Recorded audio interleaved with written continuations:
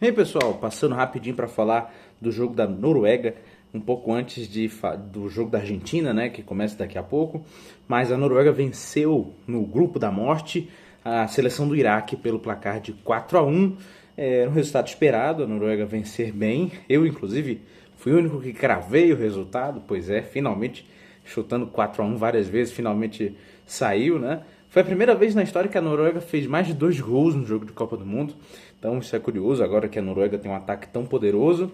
Mas há de ser dito que o Iraque colocou uma boa batalha para a seleção do Ståle Solbakken, né? O Iraque treinado por um cara que já tem experiência de Copa do Mundo, Graham Arnold, levou a Austrália às oitavas de final na última Copa. E agora tem uma missão muito ingrata nesse grupo que também tem França e Senegal. O primeiro tempo foi bastante disputado. O Iraque encontrou muitas escapadas pelo lado esquerdo, jogando com Alamari e Doski por aquele lado, né? O lado em que está o Julian Rierson foi um jogador que representou um ponto de exposição da seleção norueguesa. Isso é algo a ficar atento. Mas a Noruega tem um contra-ataque muito potente e um poder de fogo muito grande, né? Vale destacar a partida do zagueiro Ajer, que inicia a jogada do primeiro gol da seleção norueguesa, que é um gol de puxação de marcação, em que o Sørloth acompanha muito bem a marcação para ser esse jogador de perigo de gol que acaba abrindo espaço para o Haaland.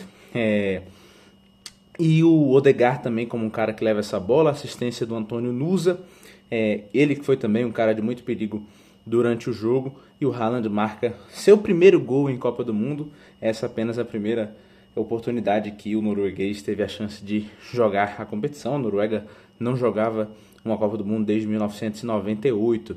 Pouco tempo depois, o Iraque conseguiu empatar o jogo, gol do Ayman Hussein, né, o grande craque do time. Ayman Hussein, vale lembrar, passou 7 horas sendo interrogado pela equipe de imigração, da polícia de imigração de Donald Trump nos Estados Unidos. Talvez a anedota seja porque ele tem o nome Hussein e é iraquiano, mas enfim, não tem nada de errado com o Ayman Hussein, que é o craque desse time, autor do gol que levou a seleção do Iraque de volta à Copa do Mundo pela primeira vez desde 1986, e agora ele é responsável por marcar o primeiro gol da seleção iraquiana nesta Copa do Mundo.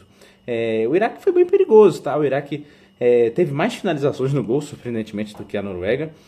O time norueguês é um dos mais altos da Copa, e o Iraque apostou muito de suas jogadas com bola aérea, né?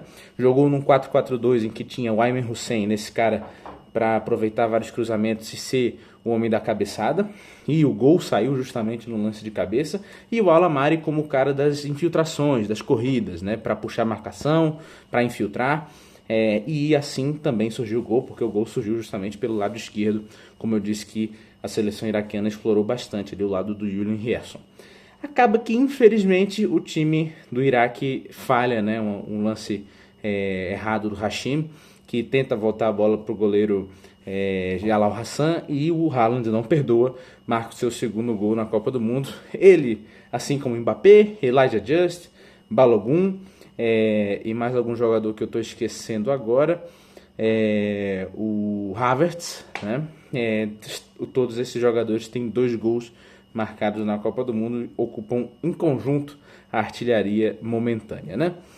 O segundo tempo já foi um pouco mais de dominância da Noruega, né? No primeiro tempo, os primeiros minutos, o Iraque até se propôs a ter a bola, a ocupar o campo de ataque. No segundo tempo foi a Noruega que fez isso, com eventuais contra-ataques da seleção iraquiana. O Iraque, no seu 4-4-2, despovoa um pouco entre linhas, entre defesa e meio campo da seleção da Noruega, e aproveitando muito os lados, acabou tendo algumas chances, chutando de fora, tendo oportunidades de cabeça, mas nenhuma muito mais perigosa nesse segundo tempo. No primeiro tempo, eu até esqueci de falar, uma tirada fantástica do Ajer para um chute cara a cara do Alamari, que acaba indo para fora, acaba sendo desviado justamente pelo Ajer e para em escanteio. Mas desde então o Iraque não teve nenhuma chance de real perigo.